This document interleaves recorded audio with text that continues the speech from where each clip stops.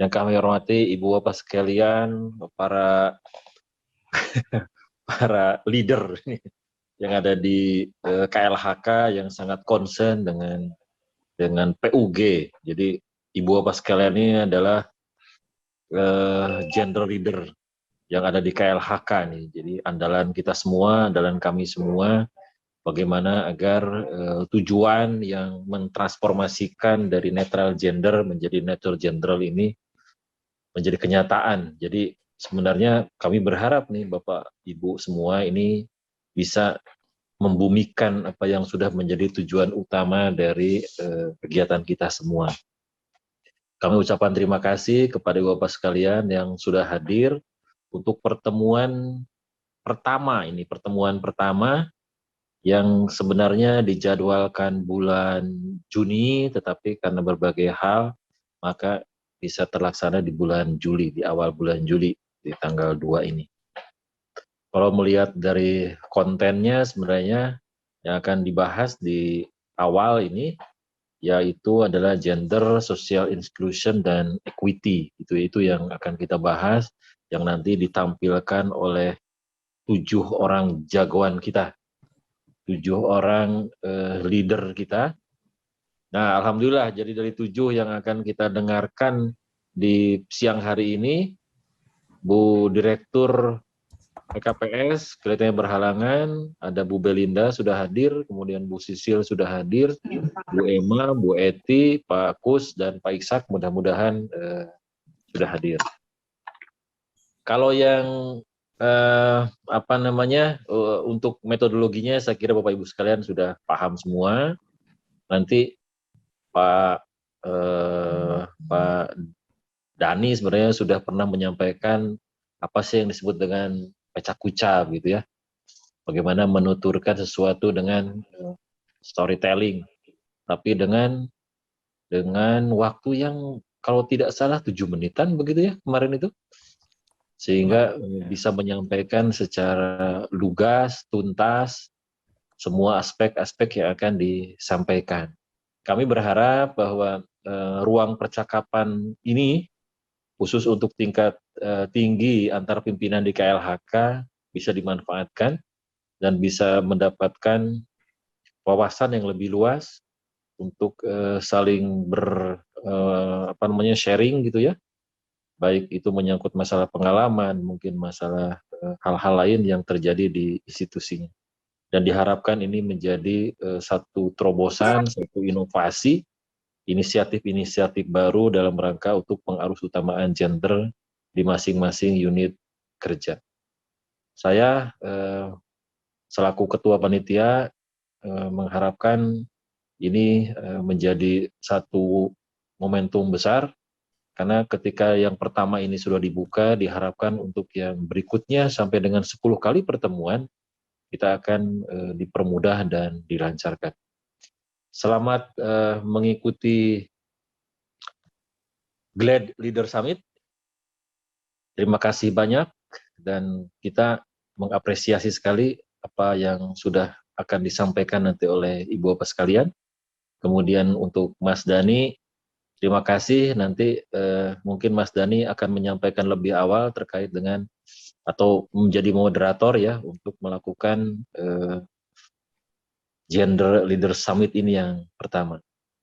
Itu saja yang dapat kami sampaikan. Mohon maaf apabila dalam penyelenggaraan Leader Summit ini untuk yang pertama ada hal-hal yang kurang berkenan.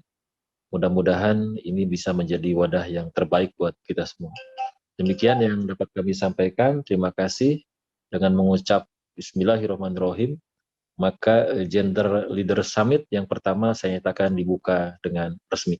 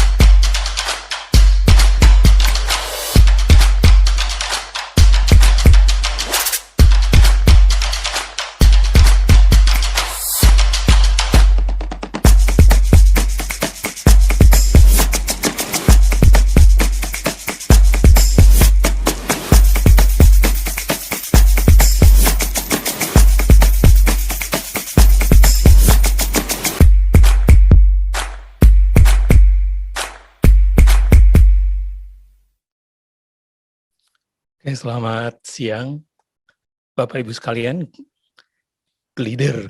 Ya, teman-teman di panitia sering menyebutnya gliders.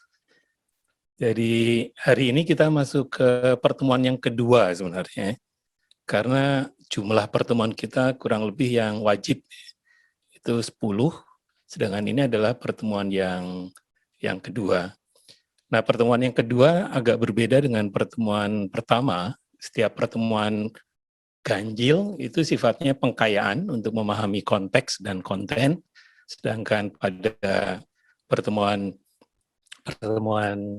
kedua sifatnya adalah summit atau berbagi atau sharing sesama leaders. Nah, karena jumlah peserta sekitar 36 ya. Jadi kami membagi setiap pertemuan ada 7 sampai 6 orang yang akan sharing. Nah, oleh karena itu challenge-nya adalah metodenya. Nah, kita sepakati di tim fasilitator menggunakan metode yang kita sebut sebagai peca kuca. Bapak Ibu rekan semuanya, selamat sore, salam sejahtera. Saya akan mencoba sedikit sharing terkait kehidupan saya yang akhirnya mengenal hal peca kuca ini. Saya mencoba ingin sharing terkait belajar hidup, bahwa kita sebenarnya hidup harus memiliki makna. Saya dilahirkan dari sebuah keluarga kecil yang terdiri dari 3 anak laki-laki, dan ternyata adik paling kecil saya adalah cewek.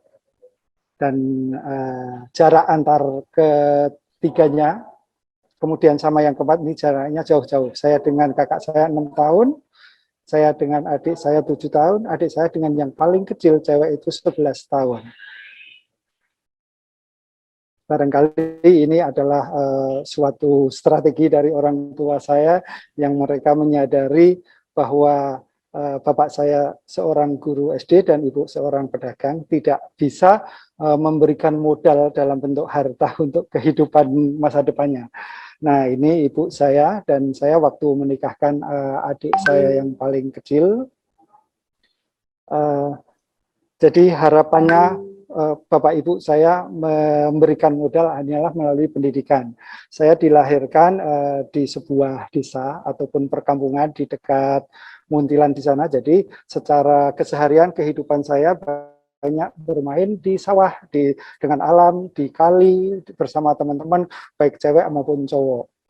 Kemudian pendidikan dimulai formal mulai di SD, dan kegiatan pun yang banyak saya ikuti adalah kegiatan yang terkait dengan alam. Misalnya pramuka itu mulai dari SD, kemudian SMP dan SMA juga, kemudian ada PMR dan pendidikan kegiatan alam, pencintaan alam lainnya.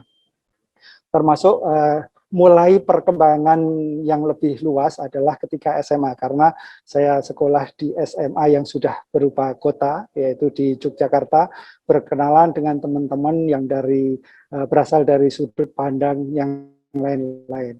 Dan lebih luas lagi perkembangan kehidupan saya adalah ketika harus bermigrasi dari kota kecil ke kota di Bogor, ini karena terpaksa secara tidak sengaja diterima PMDK. Di sini saya harus berkenalan dengan teman-teman dari seluruh penjuru Indonesia, yang mana mereka adalah keterwakilan dari sekolah-sekolah yang cukup lumayan baik.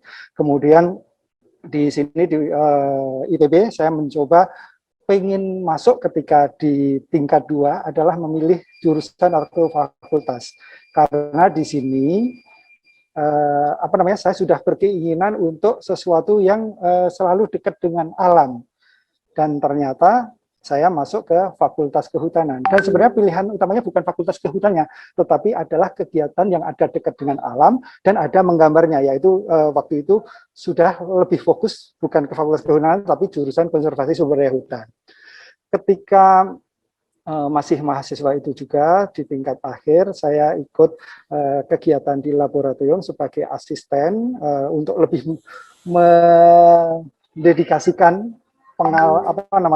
hasil pembelajaran di kampus itu kebanyakan ikut penelitian di alam. Ini adalah tim Badak Jawa di Fakultas Kehutanan di IPB pada waktu itu. Kemudian ketika bekerja, awalnya bekerja di Dinas Kehutanan Provinsi Sumatera Selatan, akhirnya saya pun berusaha untuk pindah kembali ke bekerja di Taman Nasional. Ini adalah di Taman Nasional Gunung Halimun Salak, sampai akhirnya berkenalan dengan Proyek JICA, mengenal lebih jauh terkait konservasi satwa liar, dan ada kesempatan juga di situ saya coba belajar terkait beberapa hal yang jaringan yang lebih luas. Ini mengikuti kegiatan IG Expo di Jepang, selain dengan JICA juga bersama NGO internasional, yaitu Whole Earth Nature School. Di sini pengalaman semakin meluas dan kebetulan mendapat juga kesempatan untuk pendidikan S2, khusus satu kelas yang memang dibuat bersama rekan-rekan dari Direktorat Jenderal PHKA pada waktu itu. Satu kelas ada 27 orang dan ternyata lebih banyak didominasi, lebih dari setengahnya adalah perempuan.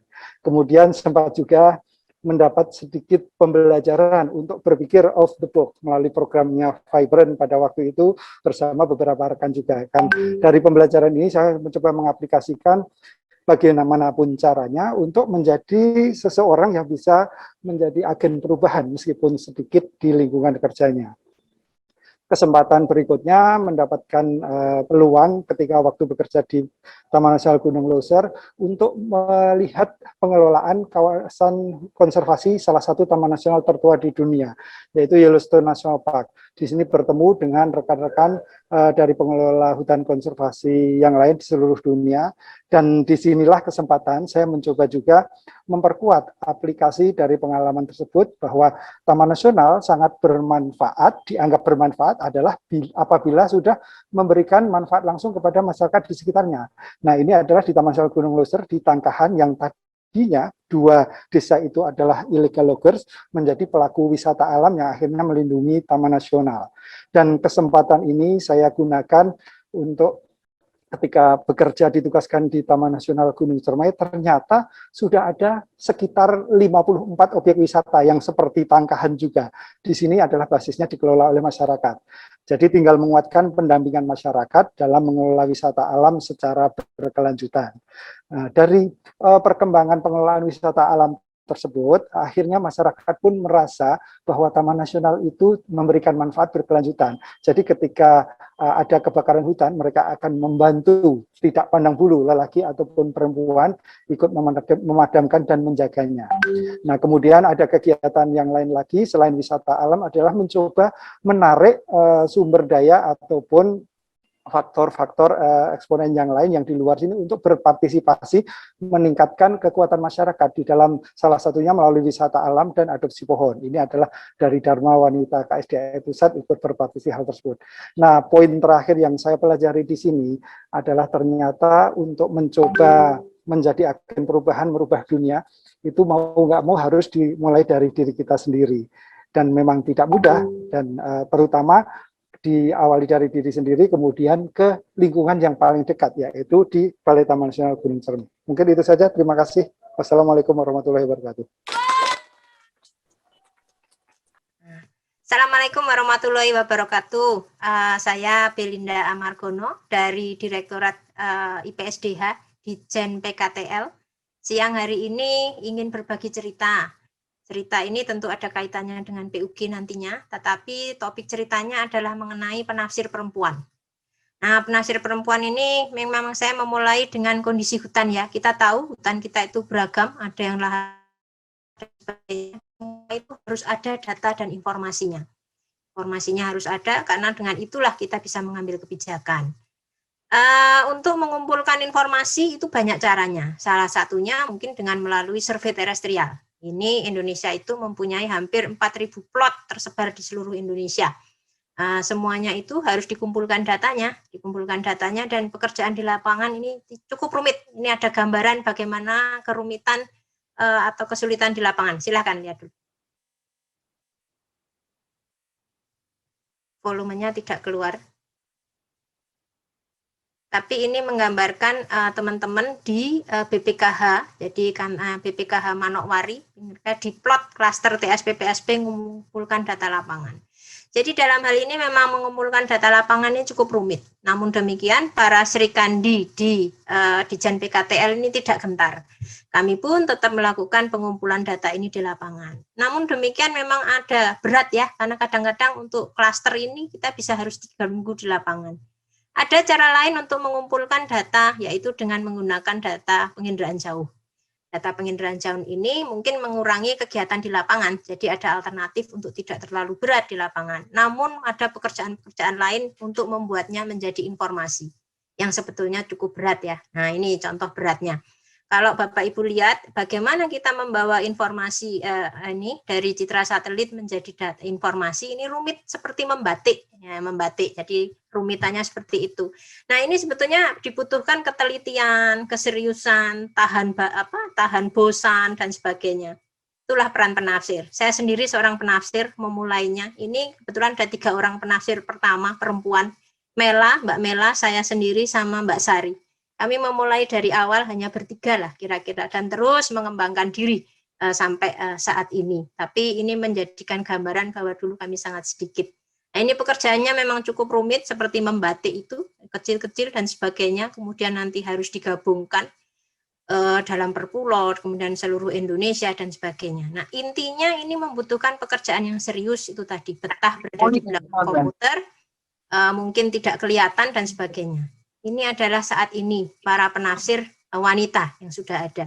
Jadi saya melihat bahwa pekerjaan itu ada perbedaannya, ada jenisnya. Jadi ada memang berat di lapangan untuk mengumpulkan data, tapi ada juga yang mungkin dia bisa berat tapi tidak harus ke lapangan.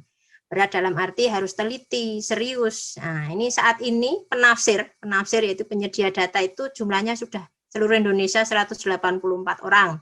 Perbandingannya 36% wanita, 63% laki-laki. Jadi memang masih banyak, tapi bandingkan dari yang dulu, mungkin hanya 3, sekarang sudah 67 orang.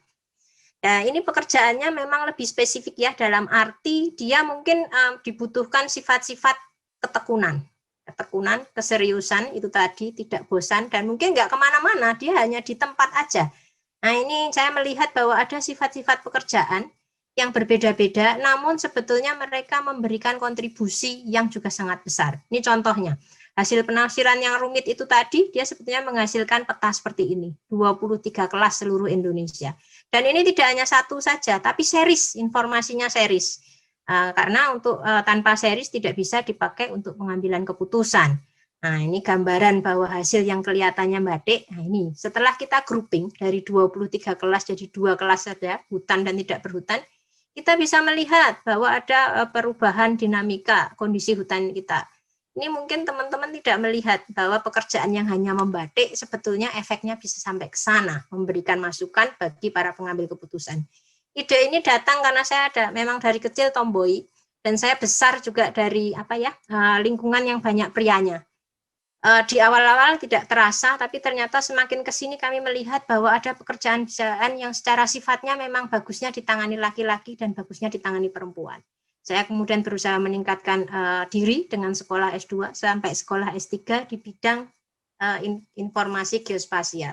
Jadi saya menguatkan diri untuk kira-kira kalau minatnya lebih kepada bicara ketekunan, bicara ketelitian dan sebagainya itu masuk sana. Termasuk juga jenis pekerjaan seperti negosiator. Saya juga pernah menjadi negosiator itu. Ternyata memang wanita kuat di situ. Nah, ini contohnya. Ini apa yang sudah saya alami saya terapkan juga di tempat kerja. Jadi saya mendorong untuk teman-teman tidak ada perbedaan jenis kelamin, semua mengerjakan.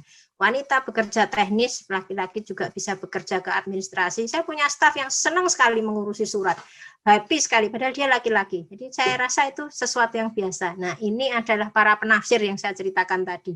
Sekarang sudah banyak wanitanya dan mereka terus berkembang. Jadi saya rasa bekerja itu dengan menyesuaikan dengan passion-nya, minat bakatnya, itu sudah salah satu dari penerapan PUG. Nah, ini para penafsir perempuan yang ada. Nah, ini adalah grup kami, Direktorat Keluarga Besar, Direktorat IPSDH. Saya bersama tim, kami ini sebagian besar juga penafsir, ada yang tidak, karena itu juga ada juga teman-teman yang lain. Tapi harapan kami ini dengan melihat passion, melihat minat, bakat, itu adalah salah satu yang bisa kita kembangkan. Semua orang berkontribusi, memberikan hasil yang tidak kalah pentingnya dibandingkan yang lain, dan itu adalah salah satu inovasi dan berbagi cerita pada siang hari ini. Terima kasih. Assalamualaikum warahmatullahi wabarakatuh. Saya mencoba menerjemahkan ini ya, tugas untuk presentasi inovasi PUG di unit kerja kami, yaitu Pusat Pelatihan Masyarakat dan Pengembangan Generasi Lingkungan. Kami memiliki tiga fungsi atau dua tugas pokok, yaitu pelatihan masyarakat dan pengembangan generasi lingkungan. Tadi mungkin ke slide sebelum, udah selesai ya. Nah, ini kami dalam penerapan PUG di kami, ini tim pembina, tim penilai gerakan. Jadi ada tugas tadi, ada tugas utama yaitu gerakan peduli dan berbudaya lingkungan hidup di sekolah, atau program Adiwiyata. Kami ada tim pembina yaitu perempuan, kebanyakan mayoritas perempuan meskipun ada laki-laki juga, dan juga kami dalam melakukan sosialisasi gerakan itu, yaitu baik ke provinsi, ke Dinas Lingkungan Hidup, ke Dinas Pendidikan, ke Kemenak, itu juga timnya itu perempuan juga, laki juga, jadi kesetaraan. Ya, di dalam pembinaan juga kami melibatkan baik melalui via Zoom setelah pandemi maupun sebelum, ya. Kami juga melibatkan narasumber peserta itu juga perempuan, dan juga sekolah-sekolah, Dinas Lingkungan Hidup, Dinas Pendidikan, dan juga sekolah-sekolah yang sebagai pelaksana atau pelaku utama dari gerakan peduli dan berbudaya lingkungan hidup. Ini laki-laki dan perempuan tanpa membedakan, ya. Jadi dalam kriteria penilaian, dalam pembinaan, dalam pemberian penilaian penghargaan itu tidak membedakan.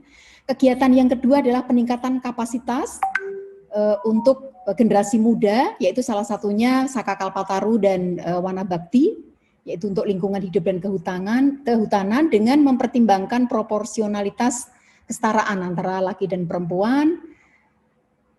Dan juga di dalam praktek penerapan keridaknya di dalam peningkatan kapasitas tersebut juga tentunya melibatkan anggota Saka Kalpataru dan Saka Wanabakti baik laki maupun perempuan, meskipun di dalam perkemahannya itu dibedakan, tetapi mereka melaksanakan tugas, kewajiban dan kriteria lainnya setara.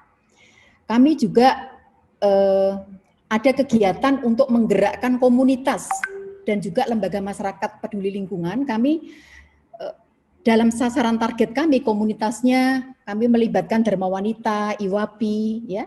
Jadi komunitas-komunitas perempuan, ya. Ini kegiatan-kegiatan pembinaan terhadap IWAPI, ya, di dalam pengelolaan sampah, ya. Waktu itu sudah, belum COVID ya, ini masih tatap muka di Manggala Wanabakti, ya. Lalu kami ada juga kegiatan expose terhadap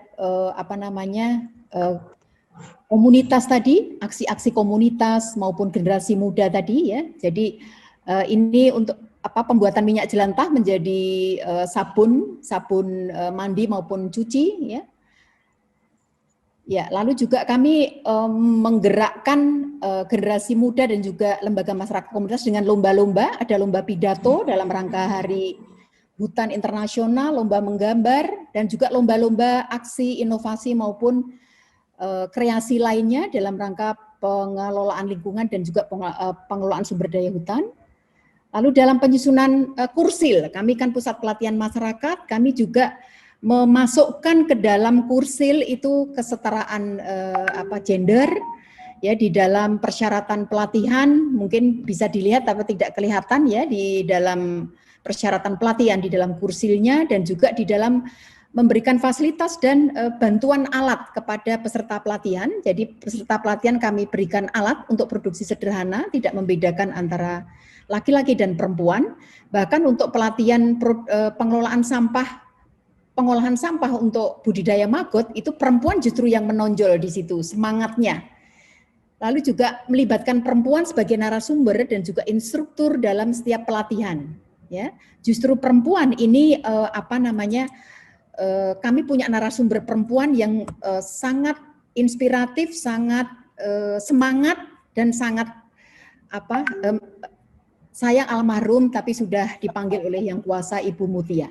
Nah, dalam pelatihan kami juga menerapkan kesetaraan gender dengan peserta, ya, komposisi peserta terlihat dalam pelatihan 320 peserta, itu tadi 30% adalah peserta perempuan dan sisanya adalah laki-laki.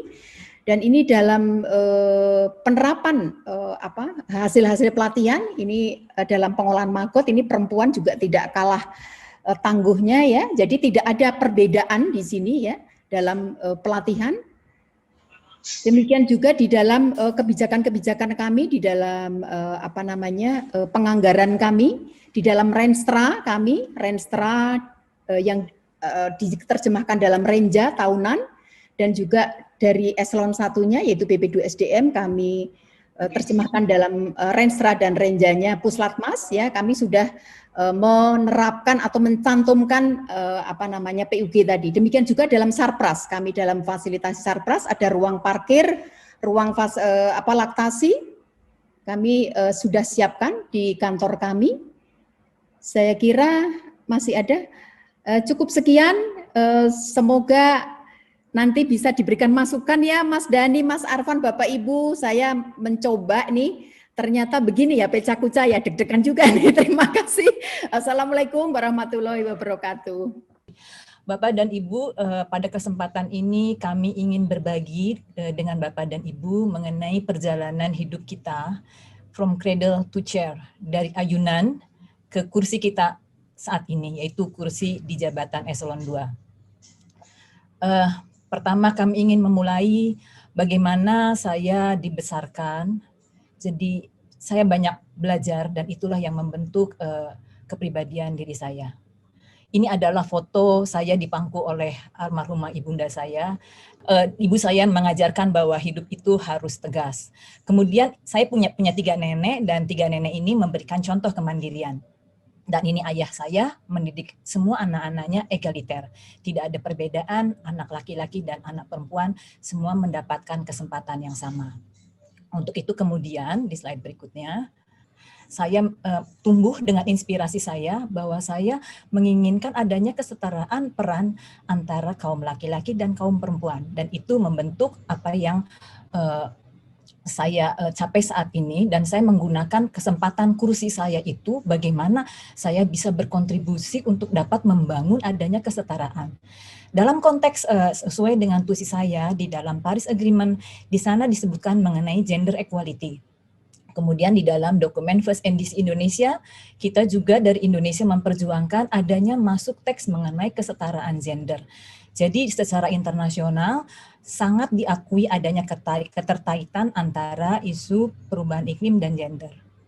Kemudian ini saya merujuk dokumen gender di KLHK bahwa isu bidang lingkungan hidup dan perubahan iklim terkait gender adalah ketimpangan. Akses kepada sumber daya alam, kemudian juga perempuan berbeda dengan laki-laki, dan ini adalah bagaimana pengaruh utamaan gender pada mitigasi perubahan iklim. Saya mengambil contoh di sini adalah di kegiatan bank sampah yang justru aktivitasnya banyak dilakukan oleh kaum perempuan. Kami mencoba menerapkan apa yang menjadi keyakinan kami ke dalam kebijakan-kebijakan mitigasi perubahan iklim. Contohnya di proyek di FCPF Carbon Fund di Provinsi Kalimantan Timur, kita secara sepakat dengan seluruh stakeholder memasukkan sinergi implementasi REDD+ dengan pengarus utamaan gender. Kemudian contoh kesetaraan gender pada tingkat kebijakan, bagaimana adanya kesetaraan peran antara seluruh pegawai OPD di Provinsi Kalimantan Timur di dalam kegiatan MMR, di dalam proses FPIC, kemudian di dalam seluruh kegiatan sosialisasi. Kemudian ini juga di dalam dokumen Emission Reduction Project dokumen, di sana tercantumkan bahwa gender equality and inclusiveness participation, particularly those of marginalized and vulnerable groups. Jadi isu gender sebetulnya sudah termainstream di dalam kebijakan REDD+ di Indonesia. Sedikit mengenai safeguard, yaitu instrumen pengaman. Di sana disebutkan aspek gender, pertama terkait dengan partisipasi dan keterlibatan gender, komposisi pegawai yang terlibat hampir sama, kemudian implementasi PUG, terintegrasi dalam kegiatan pengurangan emisi. Dan juga di dalam proyek ini juga contoh lagi ini di Jambi, bagaimana kelompok wanita tani juga ikut berperan di dalam pengembangan sistem agroforestry, baik juga termasuk dalam pengolahan pemanfaatan limbah. Yang sedikit ini terkait dengan kerangka safeguard. Jadi permasalahan yang dihadapi di Kalimantan Timur adanya ketidaksetaraan gender dan pengecualian sosial. Ya, jadi apa yang kemudian juga kami lakukan, sudah ada budget tagging kalau Bapak dan Ibu mengikuti, kami bekerja sama dengan Biro Perencanaan di internal KLHK dan bersama dengan Badan Kebijakan Fiskal di Kementerian Keuangan. Kita sama-sama menetapkan climate budget tagging. Kami menyiapkan pedomannya, dan kemudian itu diterapkan ke seluruh aksi-aksi mitigasi yang ada di kementerian lembaga. Dan dari sana dibangun bagaimana kemudian bisa disusun juga gender budget tagging. Dan perjalanan masih panjang Bapak dan Ibu, walaupun kebijakan kelihatannya sudah cukup banyak. Jadi pertama, akses ke sumber daya alam bagi perempuan itu masih sulit. Perempuan masih harus bertanggung jawab untuk mencari air, untuk mencari kayu bakar, terutama di daerah-daerah yang agak terpencil. Kemudian literasi perubahan iklim masih terbatas, masih perlu ditingkatkan dan disebarluaskan. Hal ini tidak hanya menyangkut di level formal di kementerian ataupun di provinsi, tetapi juga terutama di level masyarakat. Dan di dalam proses pengambilan keputusan seringkali tidak balance. Jadi seringkali kaum perempuan merasa lebih baik tidak mempunyai pendapat daripada kemudian mempunyai pendapat tetapi kemudian salah ataupun merasa rikuh karena menjadi berbeda. Bapak dan Ibu, from our chairs as via the directors, we could make the best decision on gender quality. Jadi kita adalah penyusun kebijakan, maka sebetulnya kita mempunyai peran yang sangat lebih di dalam harus utamakan gender di Indonesia. Kami akhiri sampai di sini. Wabillahi taufiq wal hidayah. Wassalamualaikum warahmatullahi wabarakatuh. Semangat siang, salam gender. Salam. Izinkan kami cerita berbagi tentang KIS atau kreatif, inovatif, scientific solusi untuk sutra alam Indonesia dari gender di Litbang Hutan. Jadi intinya ada di sini, KIS untuk sutra alam Indonesia. Outline dari cerita kami adalah pembukaan mengenal Litbang Hutan, ada pepatah tak kenal maka tak sayang. Kemudian sumber daya dan award yang kami miliki. Intinya di sini, KIS Sutra Alam Indonesia dari gender di Litbang Hutan dan penutup. Nah, bisnis proses tupoksi Litbang Hutan adalah menghasilkan iptek dan inovasi sesuai dengan Rensra, IKK, dan IKU untuk mendukung kinerja aksi dan kebijakan di Litbang dan LHK. Juga mendukung MRV karbon, juga mendukung konservasi dan pemanfaatan kehati, dan invensi, iptek, dan inovasi yang dihasilkan juga berkontribusi terhadap target SDG 2030, di mana salah satunya adalah kesetaraan gender, nomor 5. Nah, ini adalah SDM. SDM di Pusat Litbang Hutan ada 210 orang. Untuk struktural, 58%-nya wanita. Untuk peneliti, 57%-nya wanita. Untuk profesor riset juga 62%-nya wanita. Saya adalah kapus ke-19 dan kapus wanita yang pertama di Pusat Litbang Hutan yang berdiri mulai zaman Belanda tahun 1892 sampai sekarang. Dan tahun 1983 berdiri Departemen Kehutanan, ini menjadi Pusat Litbang Hutan. Nah, anggarannya adalah 72,2 miliar dan alhamdulillah 56%-nya untuk sutra alam.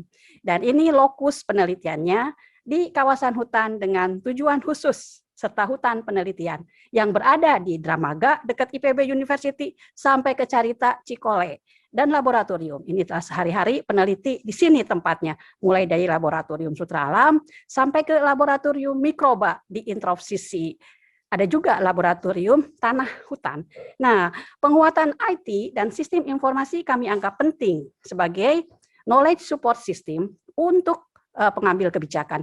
Bapak Ibu bisa melihat di sini di Puslitbang sampai ke aplikasi. Alhamdulillah Pusat Litbang Hutan sudah memperoleh penghargaan dari Ristek Dikti dan KNAP sebagai pusat unggulan iptek dan akreditasi lembaga. ini Ibu Lincah Andadari, alhamdulillah beliau hadir di tengah kita, peneliti utama di Sutra Alam. Beliau memperoleh award dari MPPI. Nah, beliau juga sudah membuat telur ulat sutra unggul yang diberi nama Sinar, singkatan dari Ibu Siti Nurbaya Bakar. Ini waktu itu bapak-bapak pejabat hadir. Nah, ini ceritanya, mengapa Sutra Alam Indonesia? Karena Sutra Alam adalah salah satu HHBK, hasil hutan bukan kayu, yang penting. Dan juga merupakan produk unggulan Indonesia. Tapi masalahnya 95% masih impor. Kenapa? Karena produktivitas, kontinuitas, kualitas dari telur, ulat, dan kokon masih rendah. Karena itu kita perlu telaten dan passion dalam meningkatkan tadi telur, ulat, kokon, sampai pemintalan benang. Nah, inilah pentingnya KIS, kreatif, inovatif, scientific solution. Nah, ini adalah tidak kurang perhatian, alhamdulillah, dan dukungan mulai dari yang terhormat Bapak Presiden Jokowi, Ibu Menteri LHK, sampai Ibu Menteri Lingkungan dan Pariwisata, Ibu Arnett dari Kongo, juga hadir di Litbang Hutan. Dan ini adalah tentunya kemitraan. Untuk pusat Litbang Hutan mengutamakan kemitraan, apalagi sutra nasional. Nah, ini dukungan dari masyarakat, akademisi, peneliti, pemerintah, swasta sangat penting dalam mengembangkan Sutra Alam Indonesia. Ini ada Bapak Ketua Panitia di sini ya, yang paling ganteng itu Pak, yang paling cantik maksud saya, Bapak Apik, mengisi program PS. Jadi Sutra Alam juga sudah mengisi program nasional perhutanan sosial. Nah, ini kita lihat di setiap komponen persutraan alam, kontribusi Sri Kandi Sutra Alam selalu dominan, mulai dari Murbei sebagai pakan ulat, kita lihat di situ ulat-ulatnya ditelateni oleh banyak gender, pengokonan sampai ke pemintalan, semuanya dilaksanakan utamanya oleh wanita. Ini adalah ekonomi sampingan dari hasil Sutra Alam. Jadi pupanya bisa menjadi tepung puri dan kecantikan. Di situ kita lihat ada masker, ada teh. Teh ini anti aging dan antioksidan. Teh dari daun murbei. Masker juga dari daun murbei. Jadi menjadikan ekonomi. Nah, sebagai penutup, kita dapat melihat bahwa dampak KIS Sutra Alam ini sangat tinggi dari aspek sosial, ekonomi, lingkungan, dan di tingkat lokal, nasional, dan global. Untuk peluang kerja sesuai dengan SDG 125, untuk ekonomi pertumbuhan sesuai dengan SDG nomor 8, untuk iptek sesuai dengan SDG 9, kontrak bisnis kemitraan sesuai SDG 17, dan untuk lingkungan untuk SDG 12 dan 15. Jadi sirkular ekonomi di situ lingkungan tadi, karena ada banyak limbah-limbah dari pulpa dan dari kepompong menjadi aspek lain. Terakhir kami ingin membacakan pantun untuk kita semua. Bunga mawar cantik di taman, bunga melati harum berseri. Salam KIS Sutra Alam, selalu sehat dan terus berinovasi. Terima kasih. Billahi taufik wal hidayah. Wassalamualaikum warahmatullahi wabarakatuh. Waalaikumsalam warahmatullahi wabarakatuh. Semangat. Baik, Bapak Ibu yang kami hormati, Assalamualaikum warahmatullahi wabarakatuh. Perkenalkan, nama saya Ishak Yasir. Pada kesempatan ini kami akan memaparkan dan membagi pengalaman apa yang kami lakukan terkait dengan pengaruh utamaan gender yang dilakukan oleh balai kami. Pada saat ini kami sedang fokus bagaimana menciptakan suasana kerja kantor kami sebagai rumah kedua. Nah, kalau kita lihat sebenarnya profil balai kami berdasarkan Permen LHK 21 tahun 2016, tugas dan fungsi pokok kami adalah melaksanakan kegiatan penelitian di bidang konservasi sumber daya alam dengan wilayah kerja seluruh Indonesia. Lokasi kantor kami tepatnya berada di Kecamatan Samboja, Kabupaten Kutai Kartanegara, Provinsi Kalimantan Timur, yang jauh dari kota. Namun ke depan lokasi kantor kami sangat strategis karena masuk di dalam area pengembangan calon ibu kota negara baru. Bapak Ibu yang saya hormati, dalam pelaksanaan tugas dan fungsi balai sehari-hari, kami didukung oleh 61 pegawai yang terdiri dari 16 orang perempuan dan 45 laki-laki. Nah, dalam komposisi usia, alhamdulillah balai kami memiliki 45% pegawai dengan usia muda, yaitu generasi milenial, namun diantaranya telah berkeluarga dan memiliki anak. Nah, tantangan kami di manajemen adalah bagaimana keluarga muda ini mampu menjalankan tugas dan fungsinya, baik sebagai ASN maupun sebagai ibu maupun kepala keluarga di dalam mendidik anak-anaknya, terutama anak-anak yang masih muda. Nah, kami selalu berusaha juga memberikan ruang yang seluas-luasnya kepada para pegawai kami di dalam kegiatan mendukung peran dan fungsi balai. Tidak hanya dalam kegiatan tugas utama sebagai peneliti, tetapi juga dalam ruang-ruang kesempatan pengembangan diri, baik itu mengikuti kegiatan-kegiatan pelatihan dan studi. Sebagai contoh, saat ini Balai TK SDA memiliki 6 orang peneliti yang sedang bersekolah, baik di dalam maupun luar negeri. Di 6 orang tersebut, 3 diantaranya adalah wanita. Kami terus mendorong teman-teman mampu mengembangkan diri untuk ke depan lebih baik.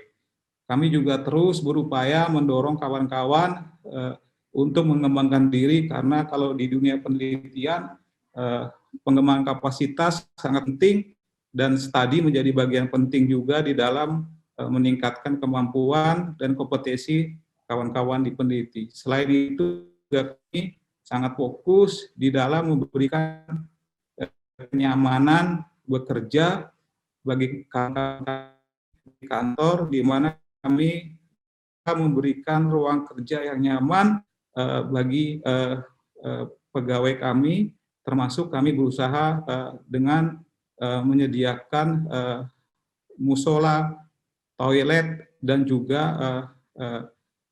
kami membangun beberapa fasilitas di kantor kami yang ramah untuk kaum disabilitas, karena biar bagaimanapun kami di balai kami itu ada 3 pelayanan, termasuk dalam pengelolaan herbarium, banyak sekali tamu-tamu yang datang, baik itu mahasiswa maupun peneliti.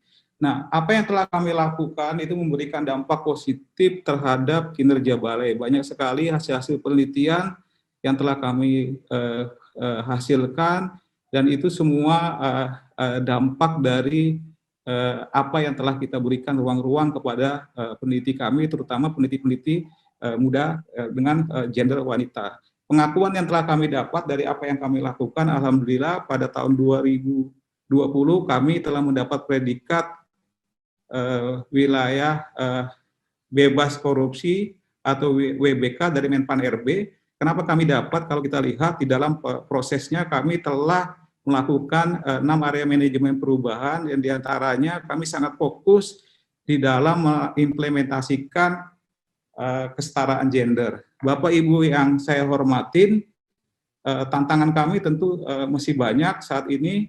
Di masa pandemi ini kami punya PR yang sangat berat, terutama bagaimana merespon kebutuhan anak-anak kami, karena di Samboja ini lokasinya tidak di kota. Sebagian besar karyawan tinggal di sekitar kantor dan di perumahan, sehingga ruang kerja kami, lingkungan kerja kami adalah bagian media ruang-ruang bermain dan berinteraksi sosial bagi anak-anak kami. Kami ingin mewujudkan kantor yang ramah anak bagi anak-anak kami, sehingga juga anak-anak kami merasa nyaman, punya ruang yang baik dalam berinteraksi sosial dan bersekolah, dan ibu-ibu dan ayah-ayahnya di kantor merasa nyaman. Kami juga sangat aktif mendorong peran ibu-ibu di Balai TK SDA. Jadi kalau kita lihat, Dharma Wanita Persatuan Balai TK SDA juga sangat aktif. Alhamdulillah tahun lalu ikut dalam lomba tumpeng, SLHK mendapat juara 1, dan itu merupakan bagian yang membanggakan bagi kami. Kami terus menjalin keakraban, merajut kekeluargaan, karena bagi kami sangat penting kerjasama dan silaturahmi yang kuat, tidak hanya di antar lingkup pegawai, tetapi juga antar keluarga besar balai. Kami dapat menyampaikan beberapa kegiatan-kegiatan lain yang tentunya tidak bisa kami sampaikan secara detail pada kesempatan ini, namun bagi bapak-bapak dan ibu-ibu jika berkesempatan bisa berkunjung ke website kami, baik itu di Bali TKSDA dan juga Herbarium Riset. Nanti bapak-bapak bisa mendapatkan informasi lebih dari apa yang telah kami lakukan, dan juga kami sangat aktif di media sosial, ada di Instagram, Facebook, dan lain-lain. Kami juga sangat aktif karena kami percaya diseminasi hasil-hasil penelitian kami akan sangat optimal jika kita mampu menginformasikannya ke publik. Mungkin itu, terima kasih. Assalamualaikum warahmatullahi wabarakatuh. Presentasinya benar-benar keren gitu ya, keren luar biasa. Kalau jadi mahasiswa saya tentu semuanya lulus cum laude gitu ya, karena dilihat dari kontennya itu semua sudah memberikan informasi terkait dengan bidang pekerjaan Bapak dan Ibu, dan kemudian juga sudah bercerita tentang bagaimana pengalaman selama ini kemudian membantu Bapak dan Ibu untuk bisa menjalankan peran dengan sebaik-baiknya. Nah, dalam catatan saya itu ada beberapa hal yang menurut saya masih bisa diimprove lagi gitu ya.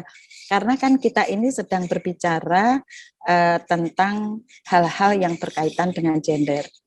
Jadi kalau bercerita tentang hal-hal yang berkaitan dengan gender, tentu Bapak dan Ibu bisa mengkontekstualisasikan apakah persoalan ketidakadilan gender itu masih terjadi, misalnya seperti itu. Karena kalau kita lihat bahwa jenis pekerjaan yang Bapak dan Ibu kerjakan itu kan ada yang dominan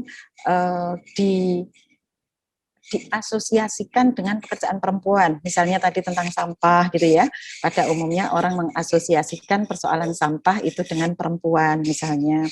Atau kemudian ketika ada contoh-contoh bahwa oh saya dulu tomboy loh, dan dengan tomboy itu ada kesempatan, ada passion, saya ternyata bisa loh menjadi seperti sekarang ini. Kalau tidak salah itu tadi Bu Belinda ya, kalau nggak salah ya, Bu Belinda atau Bu Sisil, Bu Belinda kalau nggak salah.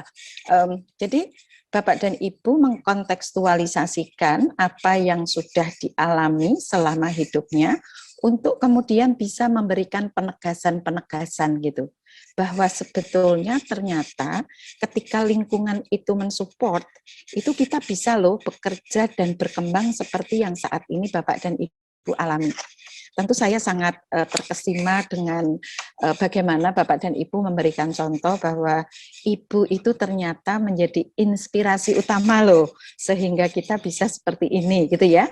Kemudian disupport dengan ayah yang bersikap egaliter. Ini kan sebetulnya memberikan pemahaman bagi banyak orang bahwa ketika orang tua itu mensupport bagaimana anak-anak itu bisa berkembang, maka seperti yang tadi disampaikan bahwa kita bisa melompat dari ayunan ke kursi yang sekarang. Wah, ini judulnya luar biasa ya. Jadi bisa memberikan inspirasi bahwa masa kecil itu sebetulnya bisa berpengaruh bagaimana seseorang nanti menjadi dewasa. Kemudian ada beberapa hal juga yang menurut saya sangat menarik, usaha-usaha yang sudah Bapak dan Ibu lakukan untuk mengatasi adanya gap, adanya adanya kesenjangan-kesenjangan yang ada di masyarakat. Tadi dicontohkan dengan sangat bagus oleh Pak siapa ya tadi kalau nggak salah, Pak Ishak ya, bagaimana memberikan kesempatan kepada anak buahnya untuk melanjutkan studi ke luar negeri, dan kebetulan di contohnya itu adalah perempuan yang ternyata setelah diberi kesempatan itu bisa mengambil peluang itu. Jadi Bapak dan Ibu, dalam pandangan saya cerita-cerita yang sudah disampaikan itu sudah sangat bagus, tinggal bagaimana Bapak dan Ibu mengkontekstualisasikan untuk sesuai dengan pesan-pesan yang akan disampaikan terkait dengan gender. Jangan sampai kemudian terlarut. Misalnya terlarut begini, ini ada contoh nih, di tempat saya ada loh contoh-contoh bahwa semuanya itu sudah berperspektif gender. Bahkan saya selalu memberikan prioritas kesempatan pertama kepada perempuan. Nah, kalau seperti ini kan memberikan kesannya adalah bahwa gender itu memberikan kesempatan seluas-luasnya kepada perempuan. nanti bisa diprotes sama laki-lakinya lah. Terus saya laki-laki gimana? Emang saya nggak punya kesempatan untuk itu kan gitu. Jadi maksud saya adalah bagaimana Bapak dan Ibu kemudian mengkontekstualisasikan cerita-cerita itu supaya nanti ceritanya itu menjadi balance. Kemudian yang terakhir Bapak dan Ibu, barangkali Bapak dan Ibu bisa semakin mengimprove. Bapak dan Ibu ini kan leader ya, leader yang ada di unit eselon 2. Bagaimana Bapak dan Ibu punya inovasi-inovasi sehingga tidak terbelenggu oleh hanya regulasi-regulasi yang ada saja. Tetapi Bapak dan Ibu punya inovasi-inovasi untuk kemudian institusi Bapak dan Ibu ini bisa menjadi seperti yang sekarang didapat. Ada yang sudah mendapatkan penghargaan-penghargaan kalau tidak salah, ada yang kemudian sudah mendapatkan kesempatan-kesempatan untuk melakukan kerjasama kolaborasi dengan luar negeri gitu ya. Itu bisa Bapak dan Ibu kontekstualisasikan.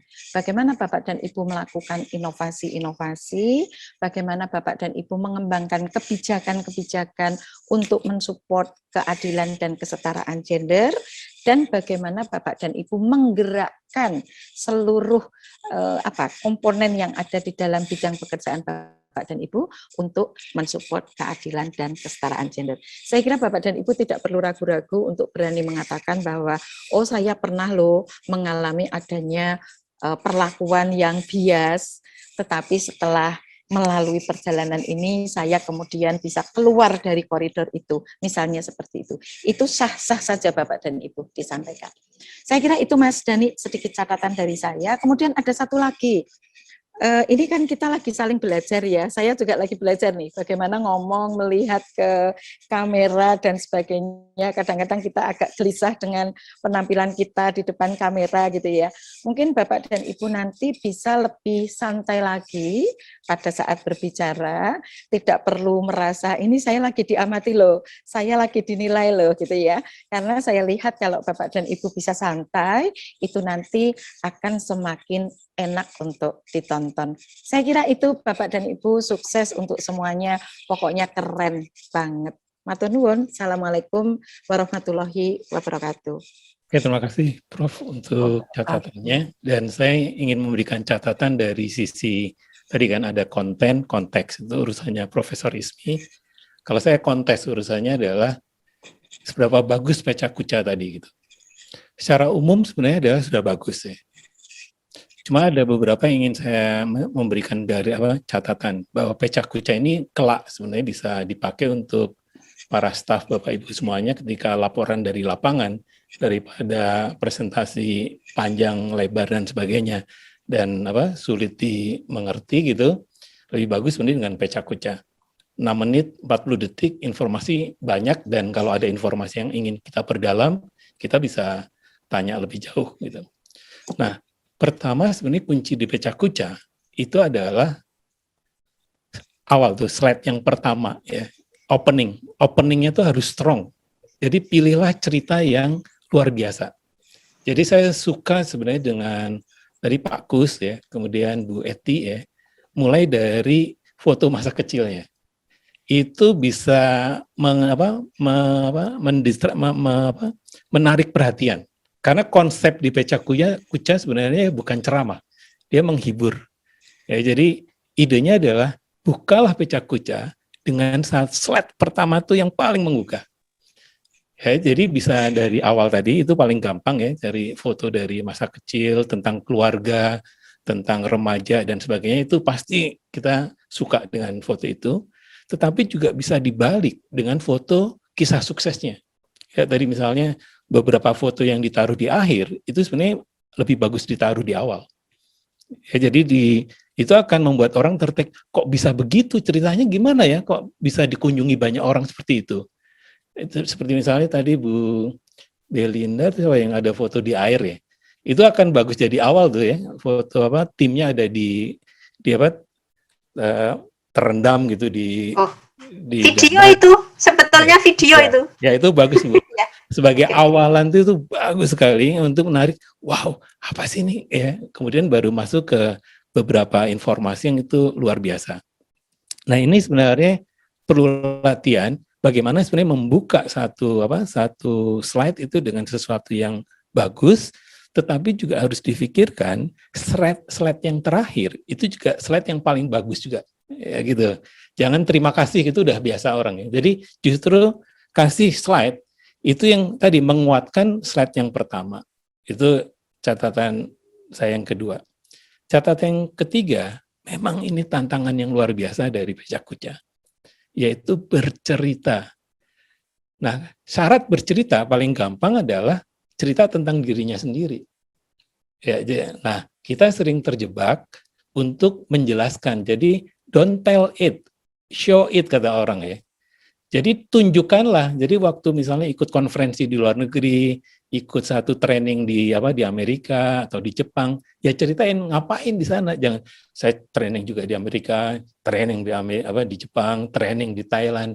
Bukan, kita pengen tahu apa yang dipelajari di situ. Ya, saya pernah jatuh ya naik gajah di Thailand. Gara-gara saya ingin belajar tentang bagaimana cara marketing Taman Nasional, misalnya gitu. Jadi sayanya harus kuat. Ya, kisah saya yang dari awal itu kuat gitu. Jadi ini yang tadi beberapa slide ketika awalnya bagus, di tengah mulai eksplanasi, mulai menjelaskan seperti ceramah biasa, ini jebakan kita semua. Oleh karena itu lebih bagus cerita terus saja. Ya, jadi itu yang ketiga. Jadi berlatih storytelling. Nah, yang keempat sebenarnya saya belajar dari Bu Eti tadi. Bu Eti itu kita bisa belajar banget dari passionnya. Di awalnya agak macet gitu ya. Tetapi di akhir-akhir tuh semangat banget tuh. Udah kayak apal tuh slide-nya. Nah, ini yang akan ditangkap oleh audiens. Audiens itu menangkap energi kita. Nah, di virtual, energi kita itu hanya sekotak ini. Ya, oleh karena itu nanti diperbaiki bagi yang akan presentasi adalah bagaimana supaya agak bisa kelihatan dada ya. Dada ke bawah itu agak kelihatan supaya tangan kita kelihatan gitu. Teman-teman masih kelihatan di kepala aja gitu. Nah, ini kurang gitu. Jadi kalau ada kelihatan tangannya bergerak, itu penonton dapat energinya. Ya, jadi kita belajar passion ya. Passion itu di energi itu di Bu Eti. Nah, yang terakhir saya belajar tentang slide. Tadi saya belajar slide yang bagus itu dari Pak Ishak. Itu slide yang kita bisa contoh sebenarnya. Bagaimana memilih slide yang bagus, teksnya juga sedikit saja. Ya, teks itu hanya pembantu kita untuk memulai cerita aja. Jadi jangan semuanya ditaruh di satu slide. Ya, dari Pak Ishak kita belajar ya, foto-fotonya bagus ya tentang ya close up, ada long shoot, ada medium, dipilih-pilih dan sebagainya. Jadi dari Pak Ishak kita bisa belajar gimana menata slide di Becak Kuca supaya menarik perhatian, karena tujuan slide itu sebenarnya mengganggu otak kanan. Ya, visual. Sedangkan verbalnya, teksnya dari mulut si pembicaranya. Nah, kalau teks dengan omongan sama, itu mengganggu otak. Otak itu split. Kan saya udah bisa baca, kenapa Bapak Ibu jelaskan lagi ke saya. Cuma kalau ada gambar, saya langsung apa itu ya? Di mana itu ya? Baru dijelaskan gitu. Ini di laboratorium saya, ini di Manokwari, ini segala macam baru orang tahu. Cuma kalau ini di Manokwari ditulis juga, nah itu sering juga di film-film sinetron kita gitu. Saya mau menelpon, itu teleponnya dilihat, saya mau menelpon, terus ngomong. Harusnya kan orang udah tahu, ngangkat telepon udah mau nelpon tuh. Nah, ini yang sebenarnya latihan bagaimana menghidupkan Becak Kuca. Itu jadi catatan dari saya itu saja. Nanti ada catatan lain. Cuma ini improvement untuk yang kelas berikutnya. Jadi harus lebih keren ya. Nah, yang lain sebenarnya hanya catatan teknis. Untuk tadi Profesor Rizmi sudah sampaikan adalah bahwa kita sebagai director ya, sebagai leaders itu juga harus memperbaiki performance atau penampilan video kita di muka layar ini ya. Karena kita sebenarnya juga mewakili negara kan. Jadi ini yang harus kita bikin keren terus-menerus, dan nanti tipsnya kita masuk di kelas-kelas berikutnya supaya orang juga akan tertarik bahwa yang sedang bicara dengan audiens, bukan bicara dengan layar. Nah, ini perlu beberapa teknik nanti kita di kelas-kelas yang selanjutnya.